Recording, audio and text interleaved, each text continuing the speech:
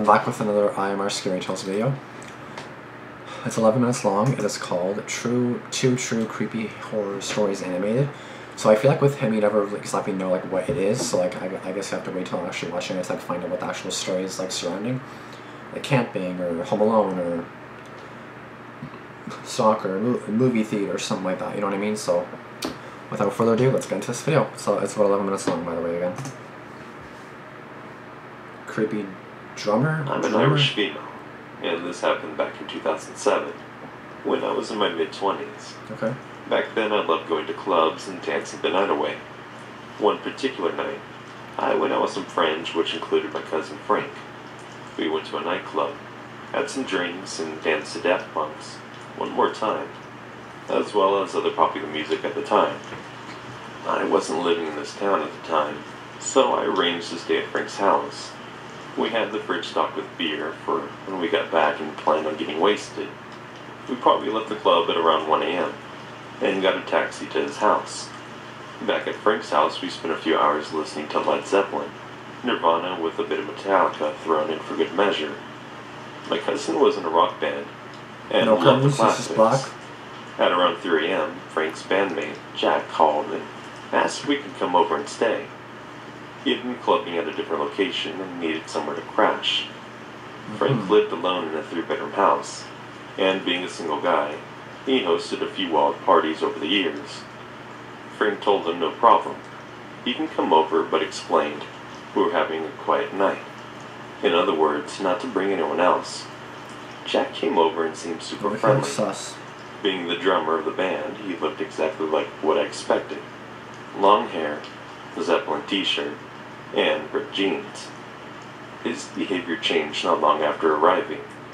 He was super animated, and I don't know, just on a different buzz. He seemed drugged on something, and hey, as long as he enjoys himself, who am I to judge? At one stage, he started playing air drums, and continued with that for ages. During one of the air drum solos, I asked him something, and he didn't answer. I kind of nudged him, very lightly, but just to get his attention. Jack went crazy, and started shouting at me to never interrupt him when he was playing drums. I'm asking a question, bitch, answer me. Sorry, did he really think he was playing real ones? Anyway, this pissed me off. I didn't like the aggression.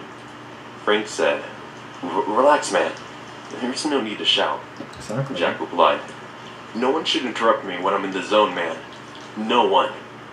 Me and Frank eye-rolled and carried on chatting, drinking, and ignoring him.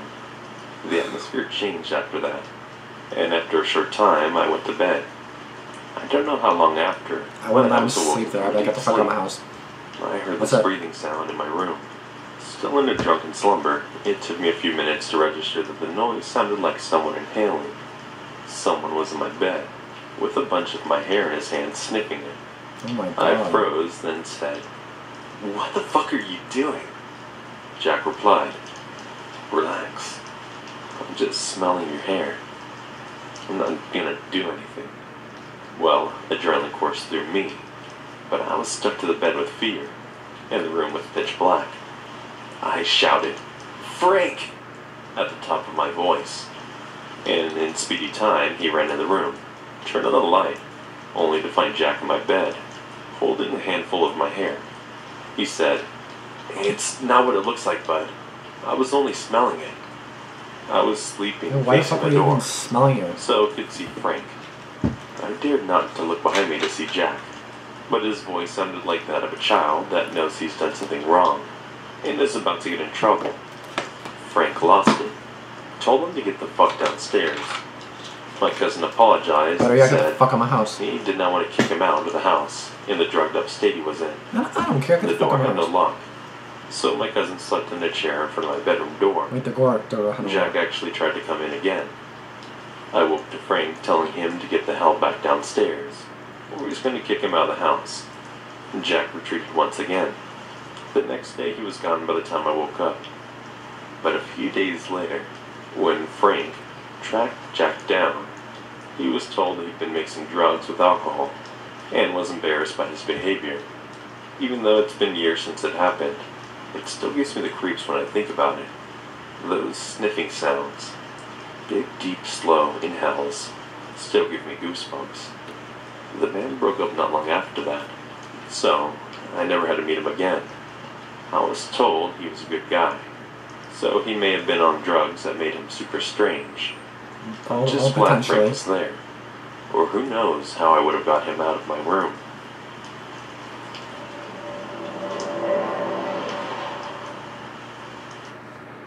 This story is going to be about 6 minutes. Metro. Oh shit, Metro. Like all women, I have a fair amount of creepy experiences with men. I have a whole host of stories I could tell here, but one of my more memorable stories happened when I was a student. For context, I went to university in France and spent a few months doing an internship in Paris, where this encounter took place. Nice. I was only 20 years old, and so, it being a Friday night, I was on my way to meet some friends at a restaurant.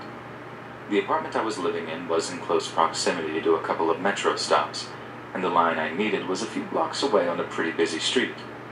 When I was only a block from the stop, a guy looking to be about my age suddenly approached me, asking me if I knew where the metro stop was.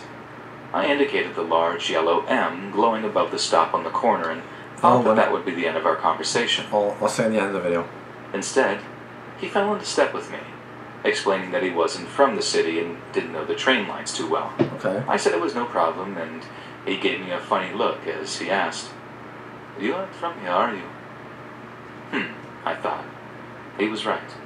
French is my second language, and although I've spoken it from a young age, I still have an accent on a few words.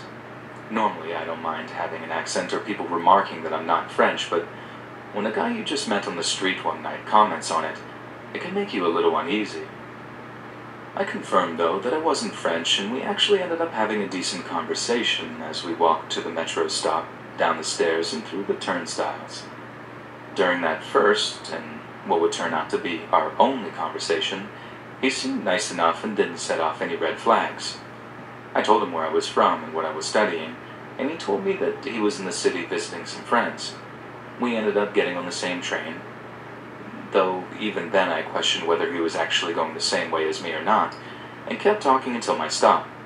And then Right if you before I get stopped got at your off the stop, train, then he asked for my numbers so that we could meet up sometime, and in a move completely out of character for me, as is talking to strangers, I did. Big mistake. He texted me that Sunday, asking if I wanted to meet up on Wednesday. I agreed, but then he asked if we could meet at Châtelet. What's that? For anyone who doesn't know, Châtelet is an enormous metro stop near the center of Paris. It's kind of sus. Several metro lines run through it, as do other trains that go out of the city proper. It also connects to a huge shopping mall. When he asked this, I started to feel uneasy. My intuition told me that there was something wrong with wanting to meet up in a place that had so many ways in and out. Yeah. A place where if you got on a certain train or were forced to do so, no one could find you. My mind tends to jump to worst-case scenarios, It's like but a my public gut is place never or wrong. something, like a coffee In shop or any a case, donut shop. I tried to give him the benefit of the doubt, as he supposedly didn't know the city that well. So I told him that Châtelet was pretty big and it might be hard to find each other in there. Bookstore in the connected I mall. suggested meeting up at the bookstore in the connected mall, still a public place but less hectic. But he didn't seem to like the idea and stopped replying to my messages. Sus. See? The next day, Monday, I was on my way to a meeting with my boss when my phone buzzed and I saw it was a text message from him. "Can you call me now?" Another message came in. "Or can I call you?" My intuition spoke up again in the back of my mind, telling me that something still wasn't right. I replied, "I'm going into a meeting right now, let me get back to you." With that, I turned my phone all the way off and didn't turn it back on again until after the meeting was over and And I then was on what'd the you bus get? home an hour and a half later. Turning it back on, I almost dropped it as it started to buzz uncontrollably with several dozen text messages loading simultaneously. I only scanned them, there being so many, but they seemed to range 8 from missed calls? proposing that we meet at a friend's house on Wednesday night to "Why won't you answer? Where the F are you?" I told you I'm going Followed to by a a fucking number of meeting. missed call notifications, all from his number. My intuition was doing more than pinging at this point, so when his number popped up on the screen again, I turned the phone off again until I reached my 15 apartment. messages, 37 minutes. Once again, I dared turn it back on and saw even more missed texts and calls from him. pretty spooked at this point, I shoved the phone back into my purse and made dinner, not even looking at the phone Block this until number, well after clear all I'd the eaten. notifications, get rid of Once I all. could stomach it, I took the phone out of my purse. I felt a shiver go up my spine as I saw that he had called me no less than 16 times, and that his text messages had become more and more vulgar, before ending with a final, "Fine, I guess this isn't working out. Maybe I'll see you again. Goodbye." I'd never blocked a number so fast in my life and immediately called my mom. I could barely hold the phone again, though this time it was because I was shaking so badly. To this day, I can't help but feel that I dodged something extremely dangerous. More specifically, someone who was probably just looking for a girl to take advantage of and jumped at the chance when he met a young foreign one in a big city. I'm still not sure what possessed me to give him my number, but I console myself with the fact that I didn't tell him I was living near that metro stop where he approached me. I just have a feeling that he might have come looking for me. The lesson that I have taken away from this incident, aside from never giving my number out ever again, is to always trust my gut. She saved me before, saved me that day, and will most likely do it again. Okay, so yeah, definitely never give your like number or anything like that to any like random person that you meet on the street, especially if you're not from that country. Because I'm pretty sure she said she's in France, right? Or Paris, France or something like that. So don't do that. Like, they may seem nice, but anybody can easily seem nice. Like, I could seem nice. Like, I could seem like a total gem.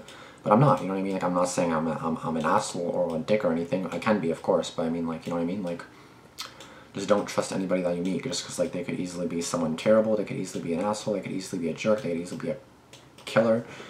You know what I mean? Like, don't just trust anybody that you meet because they could easily be someone that you don't think they are, and then there you go, you're fucked up. You know what I mean? Like, don't trust anybody because it can definitely lead to something really bad.